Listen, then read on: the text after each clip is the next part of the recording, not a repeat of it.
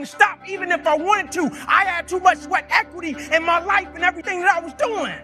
Because I understood my existence wasn't about me. I went from me to we a long time ago. I understood the process is more important than the product. It wasn't about the outcome for me. And I started that with a person when I worked with people one-on-one, and I would do that for 45 minutes driving in my Volkswagen to go serve and coach somebody for the first time. And regret, in and of itself, it's worthless. Whether I made it to the NFL or not, that was inconsequential in God's plan for my life. But I was going to fall in love with that process because I understood by falling in love with that process, it was going to turn me into a machine. When we talk about process over product, when we talk about sweat equity, when we talk about better together, do we really understand what that means?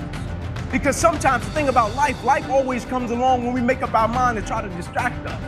But truth be told, we all know that we're stronger together. And that's in every aspect of life, whether it be sports, whether it be business, whether it be a marriage, whether it be a family, we're always stronger together. It's kind of like the Planet of the Apes movie when Caesar and his guys, they were going crazy, they were going bananas, and Caesar stood back on the hill, and Caesar was trying to calm them down, and they wouldn't calm down, they wouldn't listen to him. Now I don't say that person, I say these people, and I can go out in a room of 10,000 people and deliver for 50 hours, and I do it every time I come back on stage. It's a ritual to go into peak state. Peak states don't just show up, they don't interrupt you. Great ideas don't interrupt you, you gotta pursue them. I talked to Michael Jordan, I'll never forget, at the peak of his career, and got to watch his final game. Saw him backstage and spent some time with him, and it was a pretty exciting time. He was the greatest basketball player I think that ever lived and has ever lived. And I asked him, I said, what sets you apart, Michael? What is it? And is it God-given talent, ability, skill? What is it? And he said, Tony, he said, I can shoot you straight. It's not, me trying to act humble. He goes, I have a lot of talent, a lot of God-given talent, a lot of skill. I've worked really hard. But he said, really? It's my standards. He said, every day I demand more from myself than anybody else could humanly expect. And the way he got their attention was phenomenal. The way he got their attention, he picked up a piece of straw. One silly piece of straw. Caesar picked up one silly piece of straw and he held it up in front of him. He picked up one straw and he broke it. And then he picked up 2 handfuls of straws and he braced it. And what he was telling them, alone, we can do nothing. Together, strong, unstoppable. I'm not competing with somebody else. I'm competing with what I'm capable of. Magic formula. Because most of us lower our standards. Why? Because who you spend time with, my friends, is who you become. One of the biggest reasons I started going to seminars when I was like 17 is I had nobody around me as a great role model. I could read about somebody, but being around people, being in that environment was very different. Finding a way to go to work with someone who lived that standard of life was very different. You get around people with low standards and you compete with it. You don't need to compete with it. It's like, okay. Remember Jerry Springer? I don't know if he's still in the air, but I remember he used to get people on the show and I thought, where would he find these people? And why would people watch? I'll tell you why they watch. They watch these people and go, my life's still pretty darn good compared to that person. Look at them. You don't have to change your life. All you have to do is find somebody with a lower standard and you'll feel good about yourself. But if you feel that good feeling, it's an illusion. The only thing that's gonna make you happy, my friend, and this year or any other, is to step up. It could happen much sooner and much bigger than you think. And it is your ability to begin to believe and get real clarity of perception, of time. It is much closer than you think it is. And it's your ability to begin to not only get clear about what it is, but bring it closer. Believe it's going to happen sooner that will get you to act faster and be less distracted by the feedback or the weather that happens while you're on this run. A 60-yard sprinter, boom, they're gone. They don't need to worry about conditions, what's going to happen around them, who thinks what, crowd noise, the path, any of that stuff. It's now. The marathon runner, their pace is slower. There's feedback. They're looking around. They're listening. They're watching. They got to stop for water breaks, don't they? They're dependent upon getting the water. They're dependent on the towel break. They're dependent on all this other stuff. And because they think it's such a long race, that's how they behave. Whereas the sprinter goes now. It does nothing for you.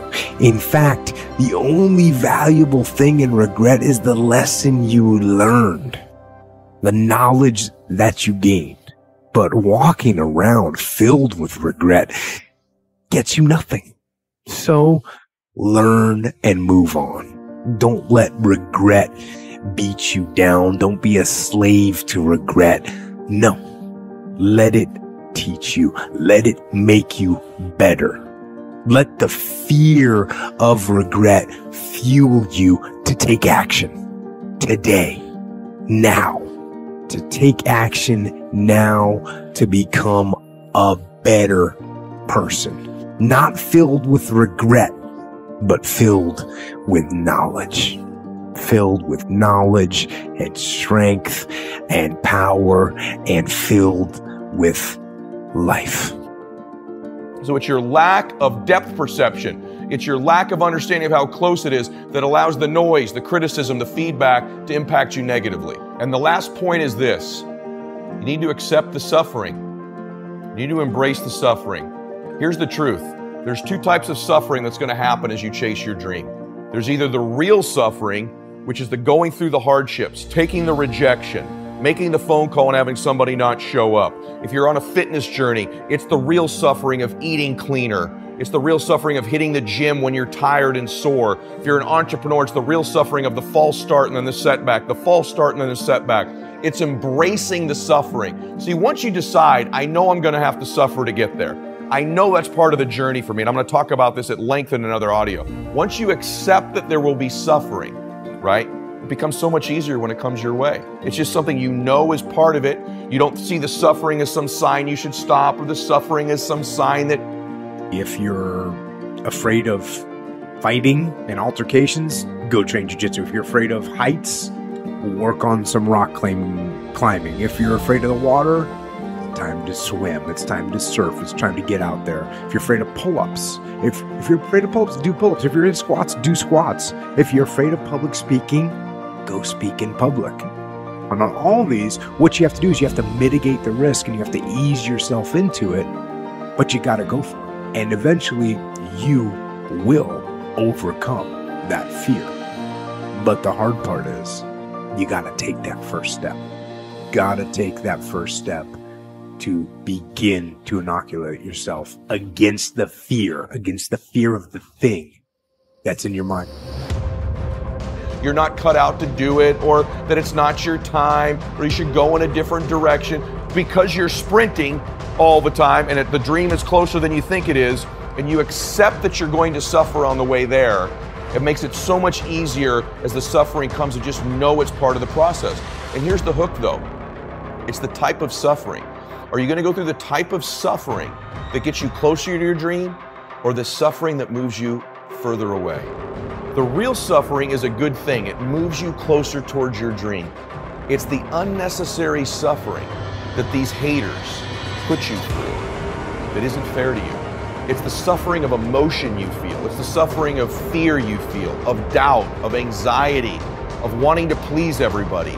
This is what I'd call false suffering. This is what I would call suffering with no value, suffering with no finish line, suffering with no dream.